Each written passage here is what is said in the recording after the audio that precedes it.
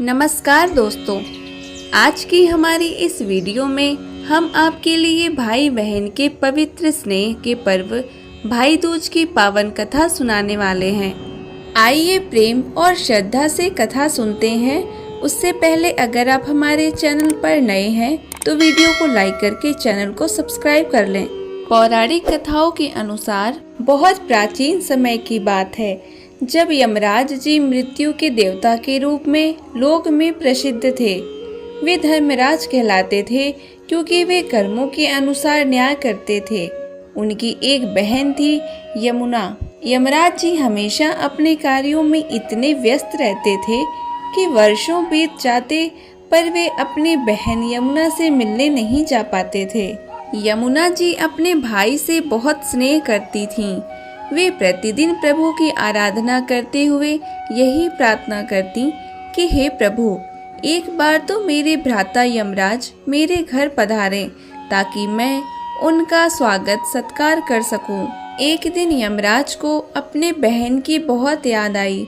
उन्होंने विचार किया कि बहुत समय बीत गया बहन से मिले हुए, आज मैं अपनी प्रिय बहन यमुना के घर जाऊंगा। जब यमराज अपने गज की सवारी लेकर यमुना के द्वार पहुँचे, उस दिन द्वितीया तिथि थी, अर्थात कार्तिक मास के शुक्ल पक्ष की द्वितीया। बहन यमुना अपने भाई को द्वार पर देखकर अत्यंत प्रसन्न हो उठी। उन्होंने परंपरा के अनुसार दीप जलाए, आंगन सजाया और भाई का स्वागत पुष्प मालाओं और आरती से किया। यमुना जी ने अपने भाई से कहा कि भैया, आज तो मेरा जीवन धन्य हो गया।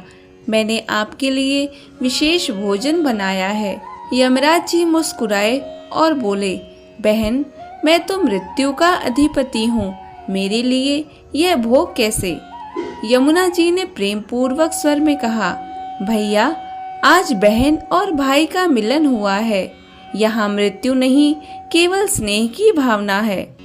कृपा कर स्वीकार करें। ऐसा कहकर बहन यमुना ने अपने भाई यमराज को तिलक लगाया और उनकी आरती की। भाई के प्रेम से भाव विभोर होकर यमराज ने कहा, बहन, आज तुमने जो पवित्र मन से मेरा स्वागत किया है, मैं तुम्हें वर देता हूँ कि जो भी संपन्नता, स्नेह और प्रेम से आज के दिन अपनी बहन के यहाँ जाएगा और उसका तिलक करवाएगा, वह मेरी कृपा से अकाल मृत्यु से मुक्त रहेगा। वह दीर्घायु होगा और उसके जीवन में सदैव सुख समृद्धि बनी रहेगी। यमुना जी आनंद से भर गईं। इस प्रकार उस दिन से भाई दूज का यह शुभ पर्व मनाया जाने लगा। दोस्तों, इसी तरह एक और पौराणिक कथा प्रचलित है। एक समय की बात है, एक गांव में एक बूढ़ी माँ रहती थी। उसका एक बेटा और एक बेटी थी। बेटी की शादी हो चुकी थी। एक बार भाई दूज के त्योहार पर बेटे ने बहन के घर जाने का प्रस्ताव रखा तो बूढ़ी माँ ने कहा, बेटा, हम बहुत गरीब हैं, तू क्या लेकर अपनी बहन के घर जाएगा? उसके घर जाकर तू क्या करेगा? बेटे के बहुत आग्रह करने पर बूढ़ी माँ ने उसे उसके बहन के घर जाने की अनुमति दे दी। भाई अपनी बहन से मिलने के लिए घर से निकलता है। रास्ते में उसे नदी मिलती है। नदी उससे कहती है कि मैं तेरा काल हूँ, मैं तुझे डुबाऊंगी। तब भाई कहता है कि मैं कई साल बाद अपनी बहन से मिलने जा रहा हूँ। अपनी बहन के घर से वापस आते समय तुम मुझे डुबा देना। तो नदी मान जाती है और उसे रास्ता दे देती है। वह कुछ दूर और चलता है तो रास्ते में उसे सर्प मिलता है। सर्प कहता है कि मैं तेरा काल हूँ, मैं तुझे डस लूँगा। तब भाई कहता है, पहले मुझे अपनी बहन से मिलकर आने दो, फिर मुझे डस लेना। आगे बढ़ते ही जंगल में उसे एक शेर मिलता है। शेर कहता है कि मैं तेरा काल हूँ, मैं तुझे खाऊंगा। तो भाई उसे भी वही कहता है कि मैं पहले अपनी बहन से टीका लगवा लूं, फिर उधर से लौटते समय तो मुझे खा लेना। अब भाई अपने बहन के घर पहुंचता है और आवाज लगाता है, देख बहन, 7 कोस से दूर तिलक कराने तेरा भाई आया है। उस वक्त उसकी बहन सूत काट रही होती है, तभी सूत टूट जाता है। ऐसा माना जाता है कि यदि सूत काटते वक्त सूत बीच में टूट जाए तो जिस बहन के इकलौता भाई होता है तो जब तक सूत को जोड़ नहीं लेती तब तक बोला नहीं जाता है। भाई बाहर से फिर से आवाज लगाता है।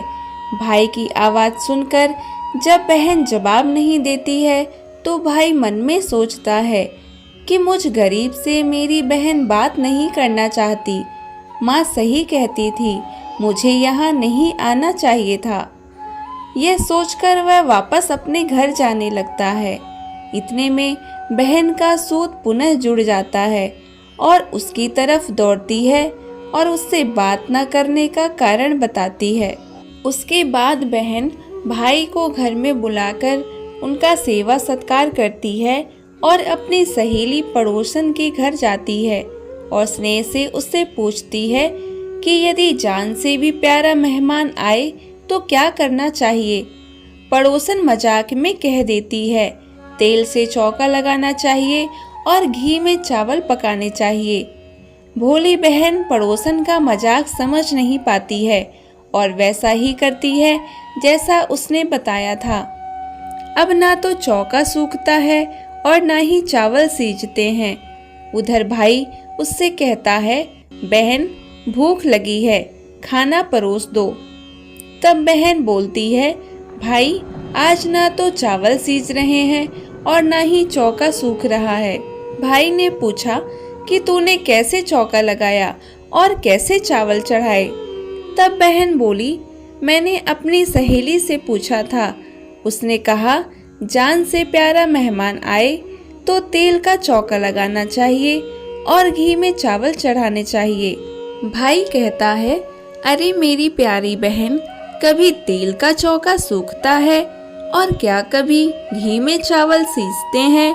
तू पानी का चौका लगा और पानी में ही चावल चढ़ा। फिर उसकी बहन ऐसा ही करती है।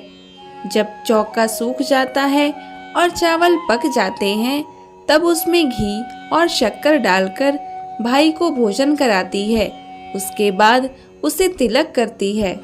कुछ दिन के बाद भाई अपनी बहन से बोला कि बहन, अब मैं अपने घर वापस जाऊंगा। माँ घर पे अकेली रहती है। अगले दिन सुबह बहन जल्दी उठकर गेहूं पीसकर आई और भाई के लिए लड्डू बनाती है।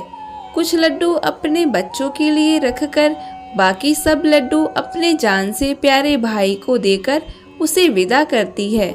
सुबह जब बच्चे उठते हैं तो माँ से लड्डू खाने को मांगते हैं। तब वह देखती है कि यह क्या, सारे लड्डू हरे रंग के हो गए। फिर वह चक्की में देखती है तो उसमें गेहूं के साथ एक सांप भी पिस गया होता है। वह उन लड्डुओं को फेंक देती है और अपने भाई के पीछे भागती है।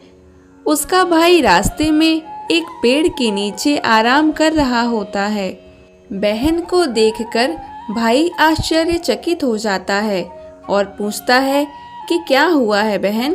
तब बहन उससे पूछती है कि भैया, मैंने तुझे जो लड्डू बांध के दिए थे वो कहाँ है। भाई बोला, तेरे लड्डू मैंने अभी नहीं खाए हैं, देख वो लड्डू पेड़ पर टंगे हैं। वह पेड़ से लड्डू उतारती है और वहीं एक गड्ढे में उन लड्डुओं को फेंक देती है। फिर अपने भाई को सारी बात बताती है। भाई बोला, बहन तूने एक बार तो मुझे मौत से बचा लिया, पर मैं अपने पीछे बहुत लोगों को वचन देकर आया हूँ। और वह बहन को सारी बात बताता है। वह दोनों वहाँ बैठे बात कर ही रहे होते हैं कि बहन भाई से पानी मांगती है। तो भाई बोला, थोड़ी दूर एक तालाब है, वहाँ से मैं अभी पानी लेकर आता हूँ। बहन बोली, मैं खुद जाती हूँ और पानी पीकर वापस आ जाती हूँ। उसकी बहन जब पानी पीने के लिए तालाब पर पहुंची तो देखा कि एक बुढ़िया वहां बैठी हुई है। वह उसके पास जाकर उससे पूछती है कि माँ, तुम यहाँ क्यों बैठी हो। तब बूढ़ी महिला कहती है कि मैं विधाता हूँ, एक बहन के भाई का रास्ता देख रही हूँ। तब वह पूछती है, माता वह कौन भाई है? तब विधाता कहती है, एक भाई जिसके प्यार में उसकी बहन ने एक निर्दोष सांप की हत्या कर दी है। बहन सोचती है यह तो मेरा भाई ही है। वह घबरा जाती है और विधाता से पूछती है, माता उसे भाई को इस श्राप से बचाने के लिए क्या करना होगा? विधाता उसे बताती है कि उसकी एक बहन है, जब वह उसे गालियां दे और उसकी शादी होने तक यदि वह हर घात को टाल दे तो उसका भाई बच सकता है।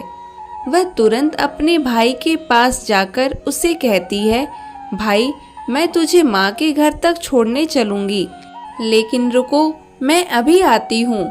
और वह शेर के लिए मांस, सांप के लिए दूध और नदी के लिए चुनरी लेकर आती है और दोनों भाई बहन आगे बढ़ते हैं। रास्ते में उन दोनों को पहले शेर मिलता है। जैसे ही वह भाई को खाने के लिए आगे आता है, बहन उसके आगे मांस का टुकड़ा डाल देती है। शेर मांस के टुकड़े को खाने में लग जाता है और दोनों भाई बहन आगे चलते हैं। आगे रास्ते में उन्हें वही सांप मिलता है। जैसे ही सांप उसके भाई को डसने के लिए आगे आता है तो बहन सांप के आगे दूध का प्याला रख देती है। सांप दूध पीने लगता है। वह दोनों अब आगे चलते हैं। रास्ते में उन्हें वही नदी मिलती है जो भाई को डुबाने के लिए तैयार है, पर बहन नदी को चुनरी उड़ा देती है। नदी खुश होकर दोनों भाई और बहन को रास्ता दे देती है। अब वह दोनों भाई बहन आगे बढ़ते हैं और अपने घर पहुंच जाते हैं। अपनी बेटी को देखकर माँ बहुत खुश हो जाती है, पर बहन उसी समय अपने भाई को गालियां देने लगती है। तब माँ बेटे से कहती है, अपनी बहन को यहाँ क्यों ले आया?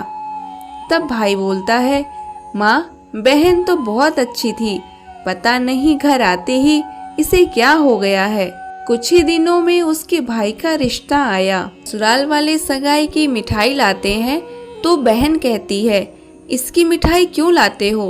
पहले मेरी मिठाई लाओ। और वह अपने भाई को फिर गालियां देने लगती है। सगाई शुरू होते ही वहां आग लग जाती है। बहन को पता ही था कि उसके भाई की घात है और उसने तुरंत ही वह आग बुझा दी। अब कुछ दिन बाद शादी के कार्यक्रम शुरू होने लगे, परंतु बहन हर समय अपने भाई के साथ ही रहती थी। जब भाई की निकासी होने लगी तब बहन बोली, अरे इसकी निकासी क्यों करते हो?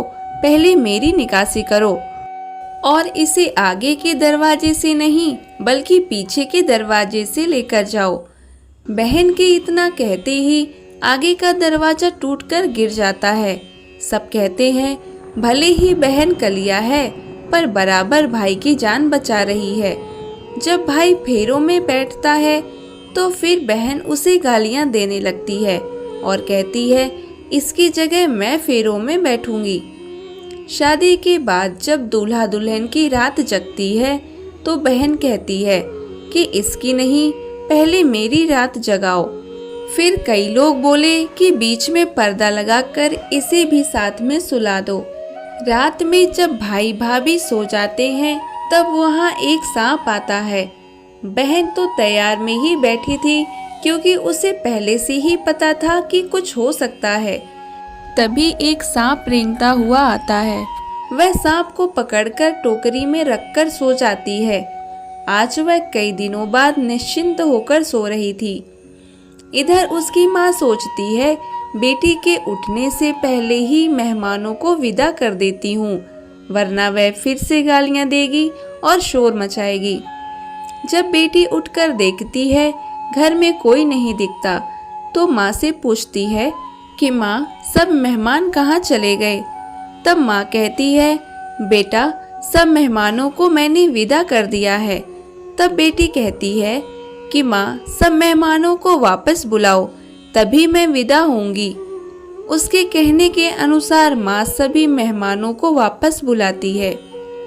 तब वह माँ से कहती है, माँ, आज के दिन के लिए ही मैं पालने में भूत और चूल्हे पर दूध छोड़ा था। मेरे इस भाई पर 7 घात थी। वही टालने के लिए मैंने अपने भाई को बुरा भला कहा और उसे गालियाँ दी। ये सब मैंने अपने भाई की जान बचाने के लिए ही किया था। उसकी बात सुनकर माँ और भाई बहुत खुश हो जाते हैं और सबसे पहले अपनी बेटी को विदा करते हैं और उसके बाद सभी मेहमानों को विदा करते हैं। इस दिन के बाद से ही हर बहन अपने भाई की लंबी उम्र की कामना से भाई दूज का त्योहार मनाने लगी। शास्त्रों में वर्णित है कि भाई दूज के दिन जो बहनें सच्चे मन से अपने भाइयों की मंगल कामना के लिए तिलक करती हैं, उनके भाई की आयु लंबी होती है और उनका परिवार सदैव सुरक्षित रहता है। दोस्तों, ये थी भाई दूज की पावन कथा। आपको ये वीडियो कैसी लगी कमेंट करके ज़रूर बताएं और ऐसी अनेक कथाओं से जुड़ने के लिए हमारे चैनल चेतना पथ को सब्सक्राइब करें और इस वीडियो को लाइक और शेयर करें। धन्यवाद।